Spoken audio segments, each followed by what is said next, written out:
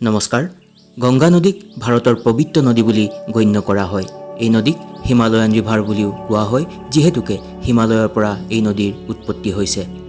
আজিৰ এই ভিডিঅ'টিত গংগা নদীৰ উৎপত্তিৰ লগতে গংগা নদীৰ বিষয়ে আৰু কিছু কথা ব্যাখ্যা কৰিবলৈ চেষ্টা কৰিম। সময় পলম নকৰিবলৈ যাওঁ ভিডিঅ'টিৰ পৰৱৰ্তী অংশলৈ। গংগা নদী উত্তৰাখণ্ডৰ পৰা আৰম্ভ হৈছে আৰু তাৰ পাছত ইউপি, বিহাৰ, ঝাৰখণ্ড, ৱেষ্ট বেংগল হৈ বে অফ বেংগলত গৈ পৰিছেগৈ। ৱেষ্ট বেংগলত এই নদীৰ এটা অংশ বাংলাদেশত প্ৰৱেশ কৰিছে আৰু তাৰ পৰা পুনৰ বে অফ বেংগলত পৰিছেগৈ। অৰ্থাৎ ভাৰতবৰ্ষৰ 5খন ৰাজ্যৰ মাজেৰে গংগা নদী প্ৰবাহিত হৈ আছে। মুখ্য গংগা নদীৰ উৎস কি, এই বিষয়ে জনাটো খুবেই প্ৰয়োজন। গংগা নদীৰ মুখ্য উৎস হৈছে গংগোত্ৰী গ্লেচিয়াৰ গোমুখ, আৰু এই গোমুখ উত্তৰাকাশী উত্তৰাখণ্ডত আছে। যেতিয়া গোমুখৰ পৰা ওলাই গংগোত্ৰীৰ মাজেৰে এই নদী বয়, তেতিয়া গংগা নদী বুলি নকয়, ভাগীৰথী বুলি কোৱা হয়। ভাগীৰথজীৰ কথা হয়তো সকলোৱে শুনিছে, যিজনে পৃথিৱীলৈ গংগাক আহ্বান কৰিছিল আৰু গংগাক ভাগীৰথজীৰ ছোৱালী বুলিও কোৱা হয়। ভাগীৰথী আৰু অলকানন্দা নদী আহি দেৱপ্ৰয়াগত মিলিত হয় আৰু তাৰ পৰাই ইয়াৰ নাম গংগা বুলি জনাজাত। অৰ্থাৎ গংগাৰ নাম ভাগীৰথী আৰু অলকানন্দাৰ সংগমস্থলীৰ পৰা আৰম্ভ হৈছে। অলকানন্দা নদীৰ উৎস হৈছে চাটুপঞ্চ গ্লেচিয়াৰ, যিটো বদ্ৰীনাথৰ ওপৰত আছে, আৰু এই নদী ভাগীৰথীতকৈ বেছি দীঘল।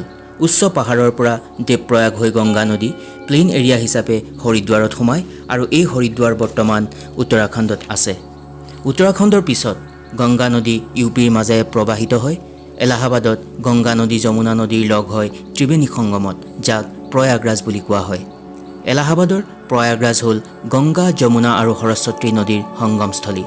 উল্লেখ কৰিব খুজিছোঁ, সৰস্বতী নদীক বিলুপ্ত নদী বুলি কোৱা হয়। বৈদিক যুগৰ পৰাই এই নদীক লৈ বহুতো আখ্যান দেখিবলৈ পোৱা গৈছিল। গংগা আৰু যমুনা নদীতকৈ সৰস্বতী নদীক বেছি গুৰুত্ব প্ৰদান কৰা হৈছিল। কিন্তু বৰ্তমান মানি চলা হয় এই সৰস্বতী নদী কোনোবা ঠাইত আণ্ডাৰগ্ৰাউণ্ড হৈ বৈ আছে, আৰু ত্ৰিবেণী সংগমত এই নদী যমুনাৰ লগ হৈ গংগাত মিলিছে। তাৰপিছত গংগা নদীয়ে কিছু দিশ সলনি কৰি বিহাৰৰ ভাগলপুৰ ডিষ্ট্ৰিক্টত প্ৰৱেশ কৰে, আৰু তাৰ পাছত ঝাৰখণ্ড হৈ ৱেষ্ট বেংগলত প্ৰৱেশ কৰে। ৱেষ্ট বেংগলৰ ফৰক্কা নামৰ ঠাইত গংগা নদীয়ে ডিষ্ট্ৰিবিউটৰী বনায়, অৰ্থাৎ গংগা নদী দুটা ভাগত ভাগ হৈ প্ৰবাহিত হয়।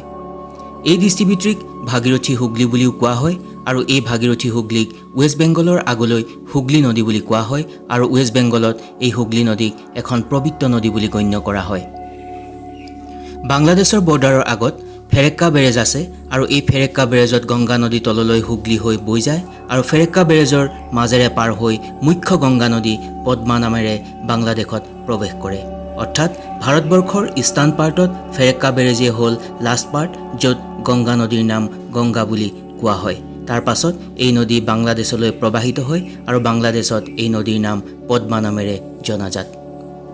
তাৰপিছত এই পদ্মা নদী বৈ আহি মেঘনাৰ লগ হয়, আৰু মেঘনা হৈ আগলৈ আহি বে অফ বেংগলত মিলি যায়। ট্ৰিবিউটৰী অফ গংগা, অৰ্থাৎ গংগাৰ সহায়ক নদী। বহু নদী লগ হৈ গংগা নদীৰ উৎপত্তি হৈছে। ইয়াৰ লেফ্ট হেণ্ড ট্ৰিবিউটৰী নদী আছে আৰু ৰাইট হেণ্ড ট্ৰিবিউটৰী নদীবিলাকো আছে। লেফ্ট হেণ্ড ট্ৰিবিউটৰী নদীবিলাক হৈছে ৰামগংগা, ঘাগ্ৰা, গোমতী, গন্ধক, কোচি ইত্যাদি।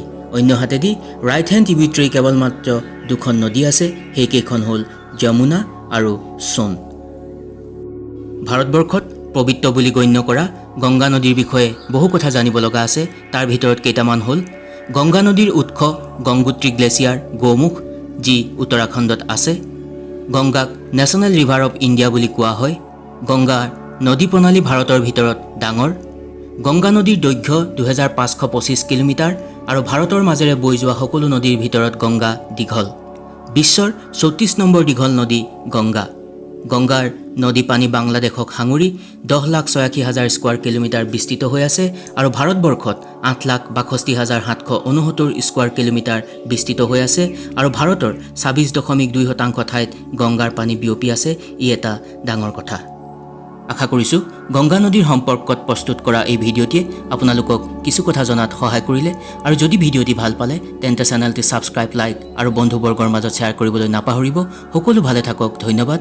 পুনৰ এটি নতুন বিষয়বস্তু লৈ পুনৰবাৰ আপোনালোকৰ ওচৰলৈ আহিম। চাই থাকিব নলেজ ফ'কাছ।